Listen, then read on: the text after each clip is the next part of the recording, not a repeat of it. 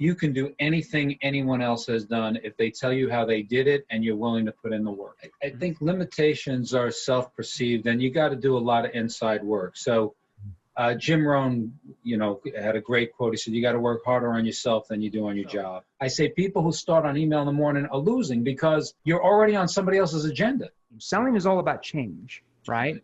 The best salesperson in the world, they're the best at helping that person from their questioning create urgency for them to want to change and to change with you, the salesperson.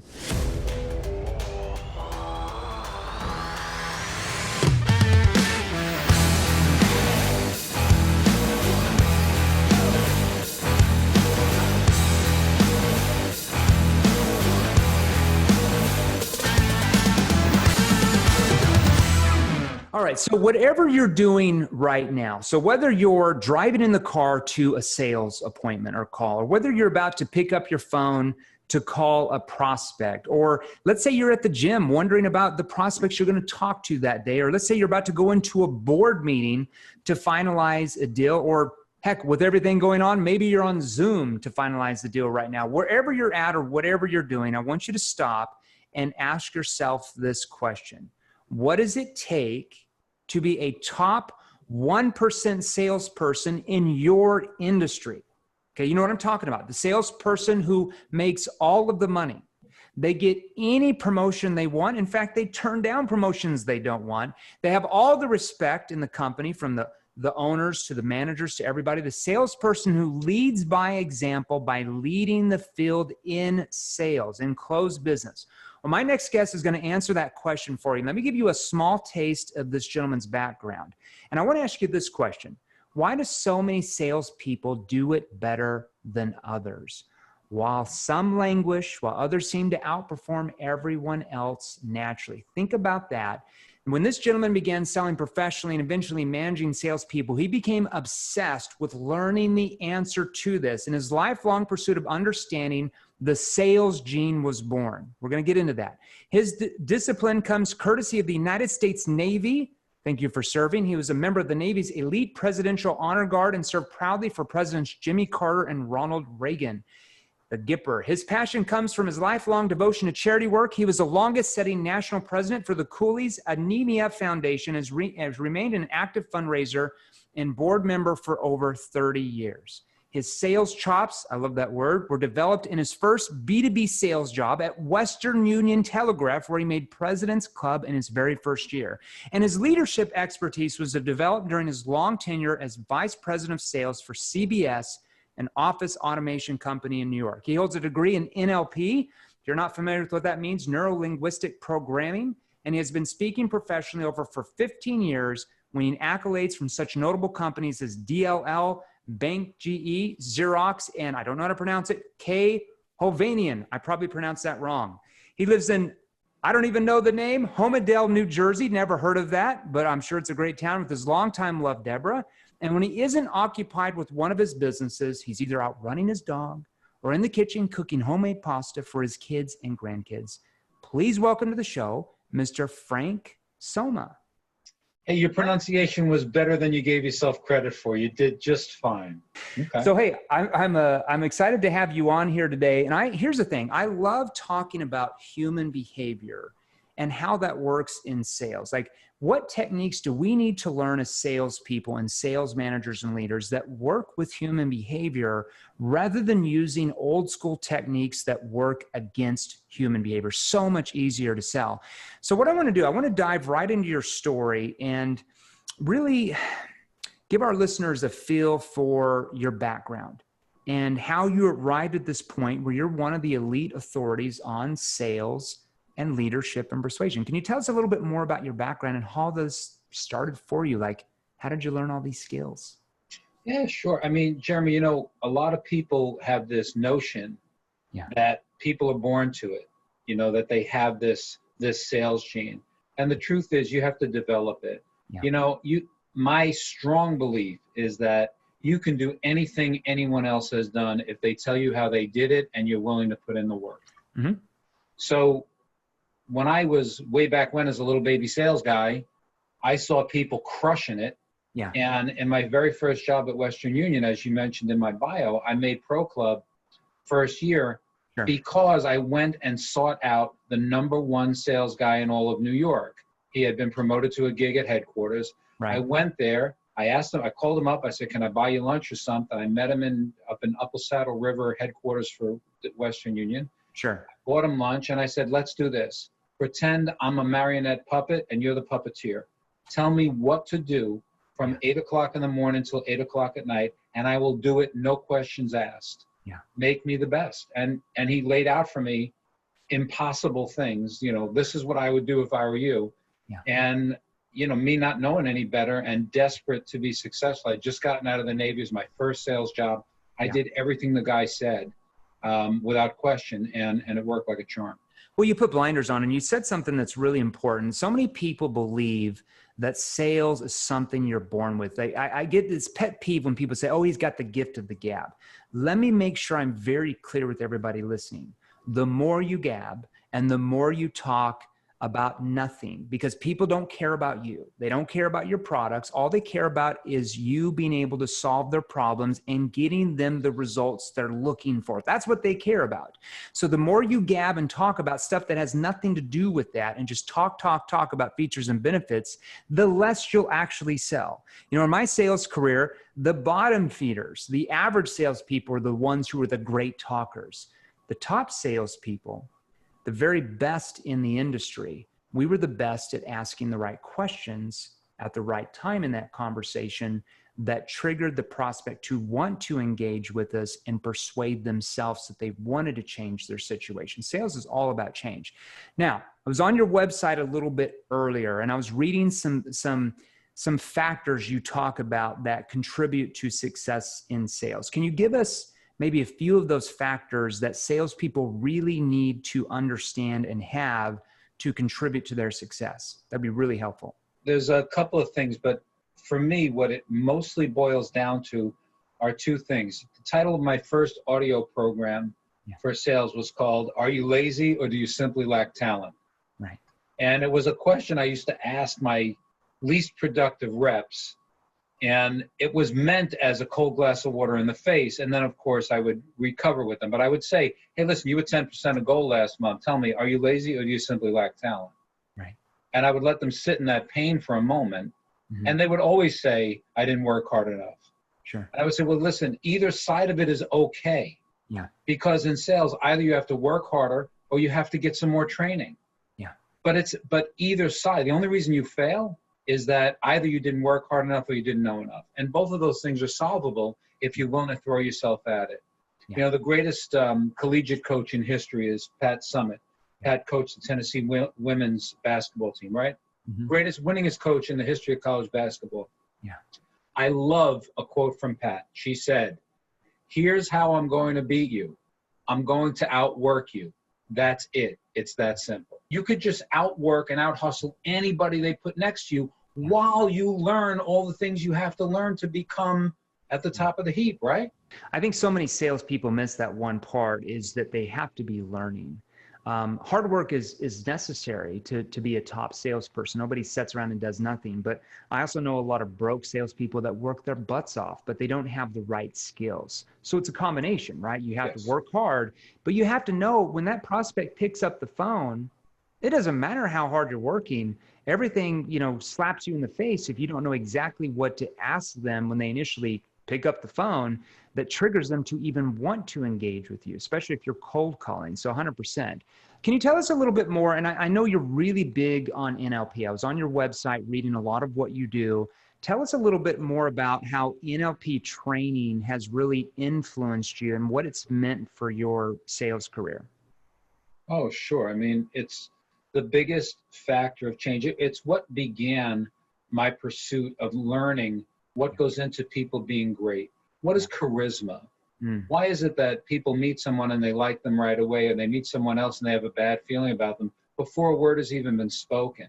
Sure. You know, what's that instinct? What happens? And what NLP does is it breaks down the nuances of communication from start to finish. So you start to, you know, here's a great expression, right? You've heard these people talk about women's intuition.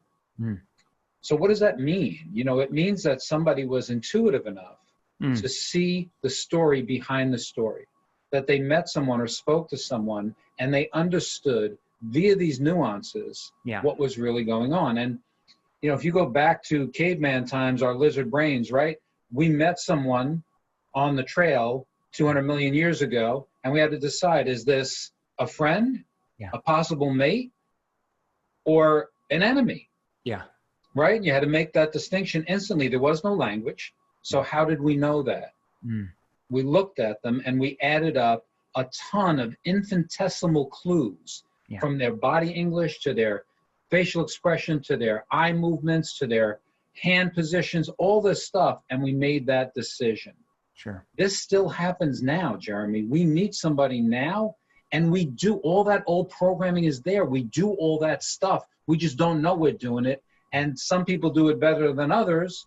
Sure. And that's why I went to NLP, because I didn't think I did it well enough. And I wanted to understand and learn the process better. What do you think was the biggest thing you learned from NLP that really helped you set yourself apart from other salespeople that were selling the same thing you were? You know, it's not one, it's two.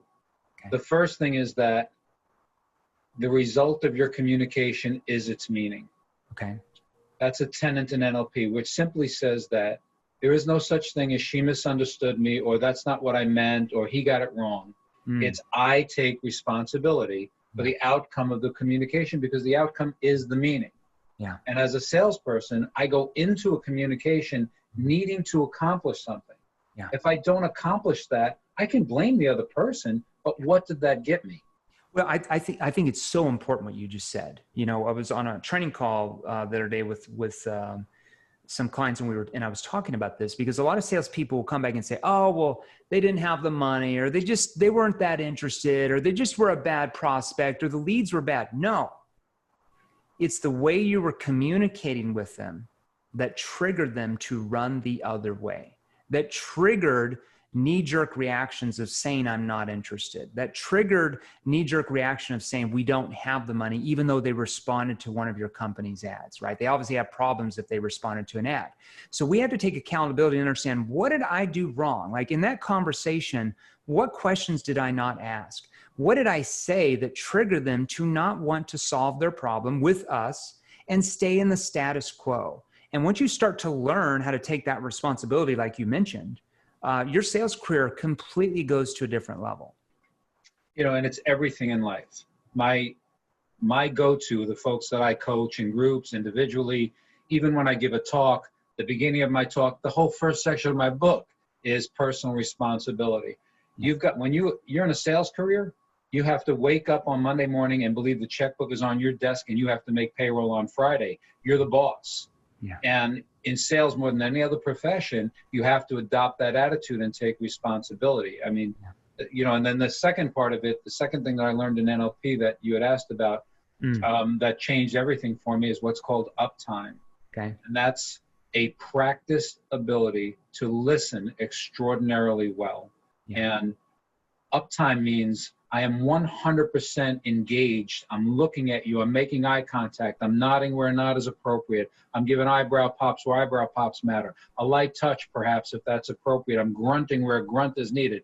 But I am totally absorbed in what you're saying, not formulating my next sentence. Yeah. And that's been a key differentiator for me throughout my sales career. And it's another factor, another part of the training that I give people all the time. We practice. You know, you talk about your training sessions. Sometimes when I'm in a corporate setting, I'll have two people talk together to teach them the importance of uptime. And I'll say, okay, Jeremy, you're going to tell your partner something about yourself that's intriguing, personal, whatever. And then the other person needs to look at you for 10 seconds before they reply. It is the most awkward. It's so bad.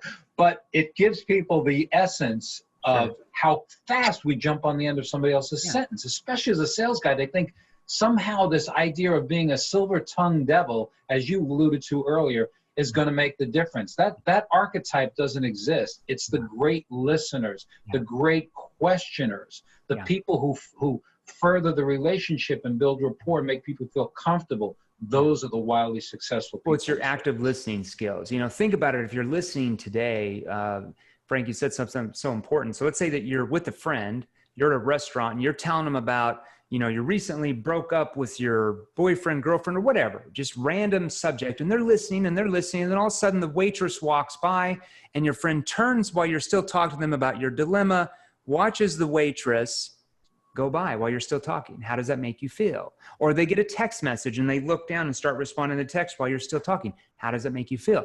They're not listening. They're not present. They're not active. It's so important. Now, I want to know a little bit more about the book. You've got the banner back there. I was on your website. B2B is really P2P. Tell us, why did you write this book and who is it for? I felt as though it was especially important at the time I wrote it because I was seeing, it came out this past January, but it became even more important to me now because I'm seeing that many salespeople are relying on technology. And I'm not an old school guy that thinks that, cell phones are nonsense and you can't text and write everything down on index cards. I'm not coming from that place, but I do believe that we have become so reliant on technology as salespeople and automated processes and drip campaigns, etc., that we have forgotten that people do business with people they like. Sure. And most of us don't know how to become well-liked, well-respected, and relied upon. Well, and people who they feel like can get them the best result. Yeah. And this is what I want to teach people. It's not magic. How can you become somebody who is well-liked, well-trusted, and relied upon? I give you that step-by-step, how to gain rapport. Like I said before, you meet somebody who's charismatic, and you just think, wow, they have it all going on. Wow, isn't this person fabulous? Boy, I wish I could be like that. But there's a certain set of things that they do that you can also do, and you can further your likability quotient by doing those things. And of course, as I said, people do business with people they like and trust. Because, let's face it, in sales, one of the biggest things that the buyer making a decision is please mitigate my risk. Sure. I don't want to do this and look stupid. I don't want this to blow back at me. Yeah. So what's the biggest component in mitigating that risk is that they trust you. Yeah, they trust that you are going to get them the results that they're seeking and solve the problems that are causing them, that are delaying them to be able to achieve their objectives, their desired results that they want. So important. Now, you talk a lot about this on your website as well. Companies train salespeople all the time. So with training, why do so many salespeople still fail? Like, what are they missing? It's funny.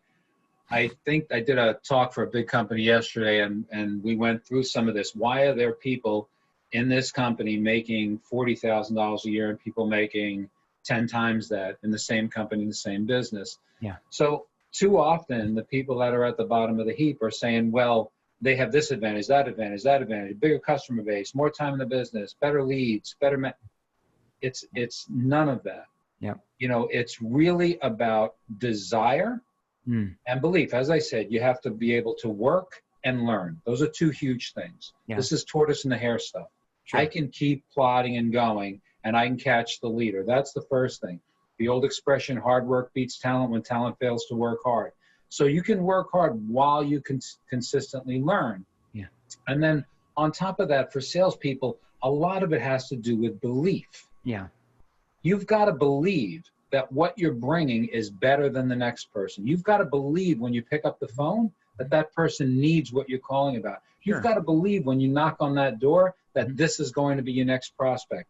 I've seen so many salespeople who are tasked with making outbound calls, and the boss says, okay, you have to make 50 calls this morning, and they go through like a robo-computer.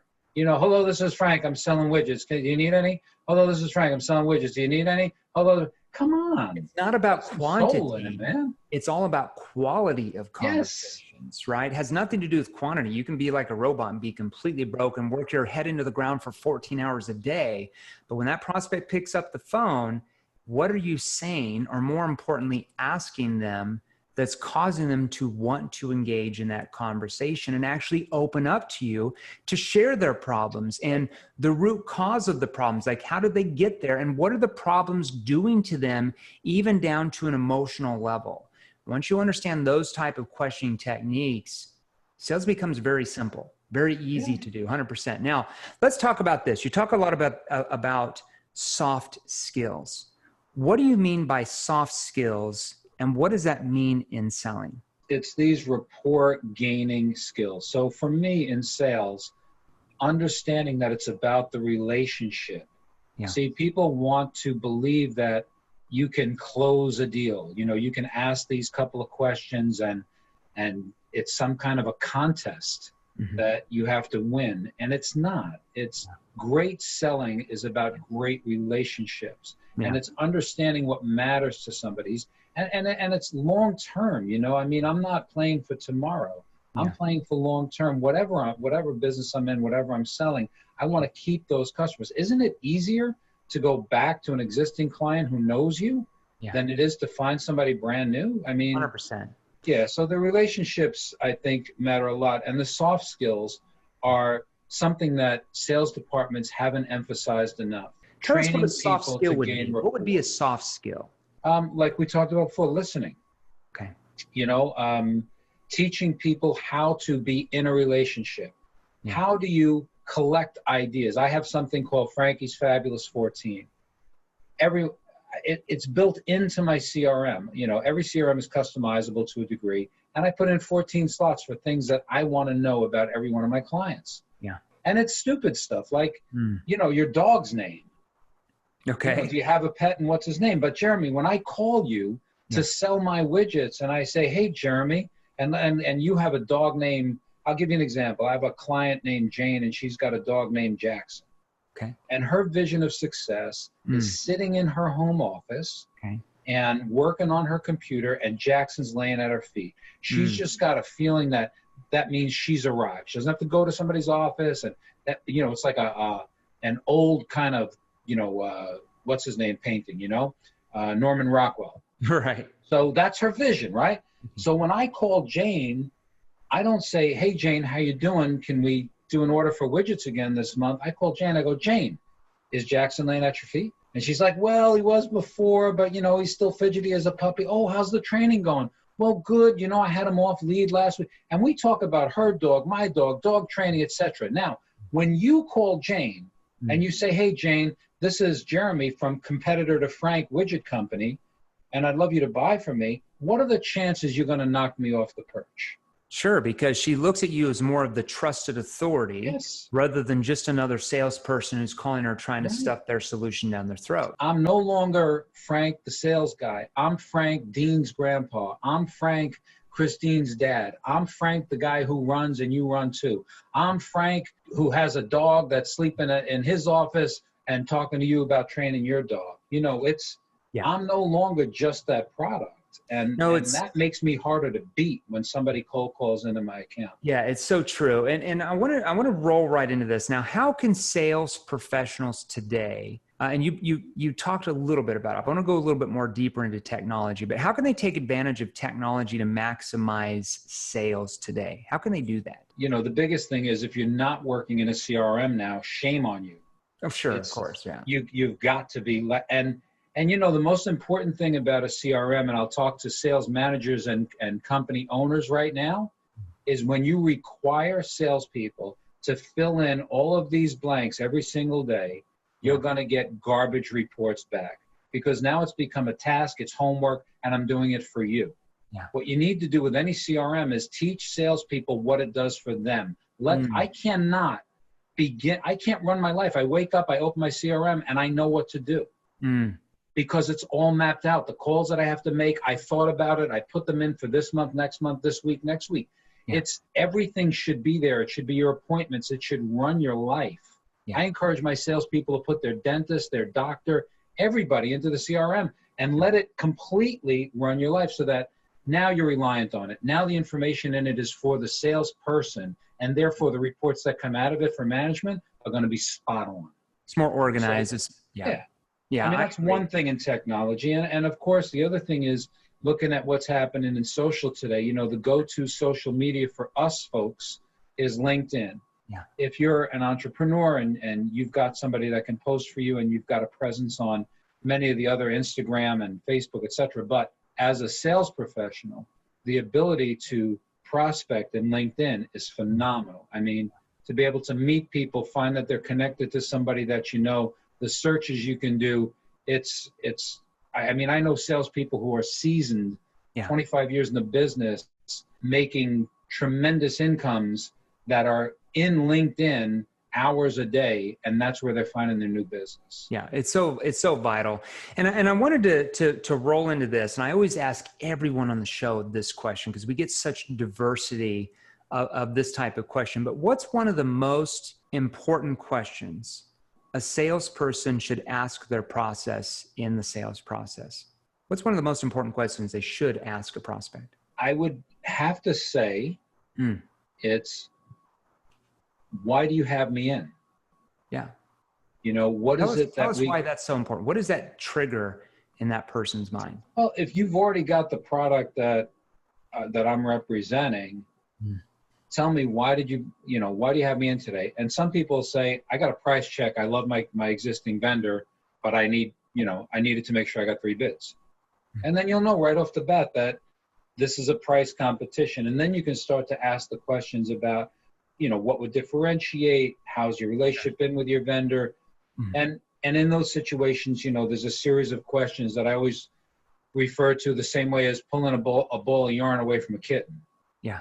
If you go at it and you say to somebody, well, there must have been some trouble with your existing vendor, you wouldn't have me in. No, he's been great. They're always going to opposite you. But if you say, I'm sure your existing vendor has been tremendous, I'm actually surprised you called anyone else in. Well, there have been other times, Sure. So you can prompt those types of questions. But I would say asking someone, why we're together and what they'd like to accomplish is probably the biggest overriding question. Yeah, I think that's really important. Yeah, we even call that like a 2 truths question in our training in NEPQ, neuro-emotional persuasion question. So if they do like who they're already using, it's almost like you're almost skeptical in a sense when you're asking that question, like almost like you're asking, like, why am I even here? You're not saying that, but you're coming across that way in a skeptical tone, right? Like, why am I even here? Everything's perfect, right? So we ask you a question. So John, I mean, to me, it sounds like things are going, fairly well with who you're already using. I mean, is there anything you would change about that if you could? And you'd be surprised. 90% of people would be like, well, we like them, but, and then a problem surfaces, right? And right there is that gap that's missing. And that's why you're there. I love that. That's a great question to ask. And especially in that skeptical tone, like, why am I even here? Almost, right? I love that. It's almost like they fight back against you. Like, well, you're here because of this, right? They fight, you want them, it's like reverse psychology. Now, what are some of the ways that salespeople, because I know you're big on this, like limitations, limiting beliefs. What are some ways salespeople can overcome their limitations, and what should they do differently to really enhance their sales growth? I think limitations are self-perceived, and you got to do a lot of inside work. So Jim Rohn, had a great quote. He said, you got to work harder on yourself than you do on your job. And that's the truth. I begin my day every day by writing down my intention for the day. Yeah. And then the next thing I do is I write down something that I'm grateful for. I'm doing this now, after a 30-year career, and I do it every single morning. I love that. Because it sets your head. And as I said before, sales is a mental game. So I think what people need to do is to start to build confidence, right? So set your intention for the day. What is it you want to do? The second thing is, so it's funny because the sign behind you says closers or losers. And I just didn't want to say, losers check their email first thing in the morning. I was trying to think of a more gentle way to say that. But listen, when you begin your day, salesperson, you should have an agenda, right? Never start a day till it's done on paper. You make your plan. I do mine on Sunday mornings. I plan my week out, my times are Monday, Tuesday, Wednesday, etc. Right? Now, I'm going to begin seeking what it is that I want out of that week. If I open up email, I get something from someone else and I go to respond, I'm now seeking what they want to accomplish for this week. No. I need to seek what I need to accomplish first. So I say people who start on email in the morning are losing because you're already on somebody else's agenda. Yeah. I begin my day with my agenda. And then, of course, as 7 Habits Made Famous, big rocks first. I work on the most important thing first. So I think salespeople need to, if you want to improve your skills drastically, set your intention for the day. I think that's so important. Have your day planned, right? begin to do the things that you know you have to do, the hard stuff, big rocks should go in first and have that plan. And the other thing is to really understand that you don't know anybody's, you can't compare anybody else's outsides to your insides. Yeah. You know so much about what you have going on, and then you look at other people, the greatest sales guy in your company, or this saleswoman that's crushing it, and you say, wow, I wish I were her. No. You have no idea what's going on inside that person. And right. And what you have to do is start to build confidence, and you build confidence by these kinds of things: writing intention, making small promises to yourself and keeping them. I have a coaching group the other day, and they're young kids. They work for a bank, and they're all brand new sales reps and interns. So basic stuff. And I said to them, how many of you hit the snooze alarm this week? And most of the hands go up. I have like 12 people on the coaching call. And I said, okay, here's what I want from you. Make a promise to yourself that you will not hit the snooze. The snooze, you start out as a loser with the snooze, right? You said you were going to wake up at 6:15, and you hit the snooze. You've already lied to yourself once today. You've already disappointed yourself once today. You've already sapped your own confidence once, and the day hasn't even started yet. So make these small promises to yourself and keep them. Start to build that confidence muscle, and these other kinds of things like intention, organization, because sales, like I said, is super, super mental, and these kinds of things matter. 100%. You got to stay on schedule. One of my earliest mentors was Brian Tracy. Brian Tracy and stuff. I went to one of my first events when I was a 21-year-old college student. Got to know Brian really well, went through a lot of his courses, made a product with him 3 years ago, and I launched my company called the Ultimate Closers Masterclass. And one of the things that, and I know this sounds kind of basic, but one of the basic things that he taught me that's been so important since I was 21 is every night before I go to bed, I write down my to-do list for what I have to accomplish the next day. And I keep on schedule.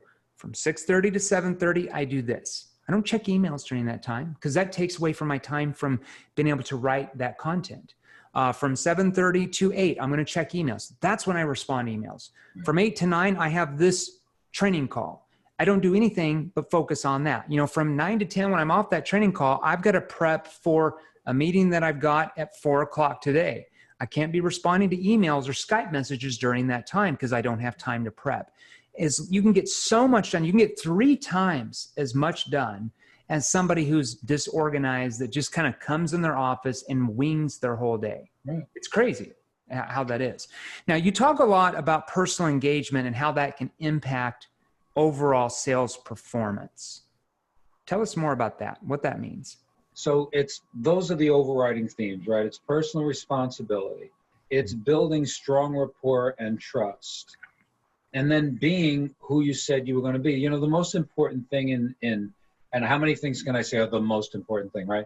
Right. But in this aspect of what we're talking about, the critical ingredient is sincerity. Yeah. So I'm really, really interested in Jane's dog, and is he laying at her feet? This is not a superfluous nonsense question that I'm kind of faking to be in rapport. I had a sales guy once back when who was kind of on the outs with the operations people. He didn't do a good job with them, and therefore they didn't support him as well as he wanted. And he complained about it bitterly. And I said, John, you've just got to be nicer to people. You've got to care about them. And then I'd hear John on the phone pick up, talking to the operations person, say, hey, Laura, sweetheart, how you doing, baby? What's going on? Like he thought that was going to get it done. And he's like, well, I called her. I was nice. And she's still not doing it. No. You got to dig in and engage and genuinely care about people. And there can be no gratuitous ask. When I ask Jane about her dog, it's because I'm really, really highly interested. And if you're not, people will see right through it. This is what has created this horrible stereotype of insincere sales guy who's just spouting nonsense and trying to be, snake oil salesman, fake charming, to get to an end result that's better for him, and he doesn't really care what it is for you. No, that's not what we do. I'm a professional salesperson. Yeah. I engage you. I ask deep questions. I understand what matters to you personally, and then I try to help you with that. And guess what? If I can't, I admit that and say, this is not my client. Well, 100%. And it's so important. I did a Facebook post the other day about sales trainers. If you're following sales trainers and you're reading books that only focused on you making money and, that prospect's got my money, you are losing so many sales on a daily and weekly and monthly basis that you could be making, because you're going into that and they feel that pressure from you. They feel that you're only there to stuff your solution and to pitch your product or service, and you're going to get rejected 97% of the time. Whereas if you're a salesperson that's coming into that conversation detached from the expectations of making the sale, and instead focus on whether there's even a sale to be made in the first place. Can I actually help this person? You will be treated completely different, and you won't have to start chasing anymore. Your prospects will start chasing you. And that's when sales becomes a lot of fun. I'd like to add two things to that. The first one is that condition that you described, going in and just focused on the sale, is referred to as having commission breath. Yeah. And people smell it. And then the second thing is, a great analogy for that is, you're up at bat, it's the bottom of the ninth, there's men on base, you're down by a run. Should you be looking at the scoreboard or the next pitch? What's going to win the game for you? And this is salespeople. You can't look at the scoreboard. Don't look at the close. Jeremy, as you said, you don't go in there with that expectation of the sale. You go in there engaging in the process, understanding the person, listening to what it is that they want, asking better questions, asking more questions, and keep going with the questions. And at the end of it, if they had one of those, like in New York, where I'm a New York City guy, and in the parks they play chess and they hit the clock because how much time between moves is how they gauge the game. If you had one of those chess clocks during a sales call and the call was an hour, it better be 50 minutes client, 10 minutes you. That's what you're aiming for. 100% of the time. You're focused on whether or not can I help this person. And if you can't, you let them know that there's maybe other options out there for them. And I can guarantee you it's how you go from making even like low six figures as a salesperson to making $300,000 a year, $500,000 a year as a salesperson, even 7 figures a year as a W-2 or 1099 salesperson, is because of the way you're engaging. Is basically causing the prospect, because of your questioning ability, to persuade themselves that they want to change. Selling is all about change, right? The best salesperson in the world, they're the best at helping that person from their questioning create urgency for them to want to change and to change with you, the salesperson. And at the very end, it's just a couple what we call commitment questions, not closing techniques. Do you want the red one or the blue one? Do you want to deliver tomorrow or the next day? People don't fall for that. Like, don't use those cheesy old school closing techniques. You're simply asking, so John, do you feel like this could be the answer for you? It's just a commitment question, right? And they're already sold themselves. You don't have to do it. Hey, I can't thank you enough for being on here, Frank. This is really going to help everybody listening. Do you have any final thoughts or advice for our listeners before we go? No, just not to be intimidated. To me, it's the greatest way in the world to make a living. Yeah. Be proud of it. Yeah. Engage in it. Read the books. Get on the podcast. Listen to people like Jeremy. As a salesperson, you want to be a professional student of the game. Yeah. The barrier to entry is really low because it's commission-based, so a lot of people can get the job, but the ones that excel are the ones that take it as a profession.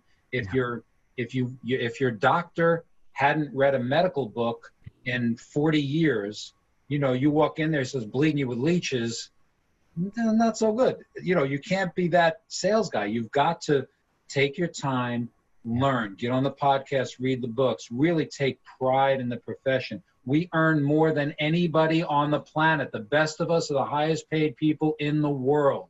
Yeah. Remember that and go with pride 100%. as a salesperson. Now, I want our listeners to learn more about your training. Where can they go? Is there a place they can opt in, a website where they can learn more about your training and how you can help them as well?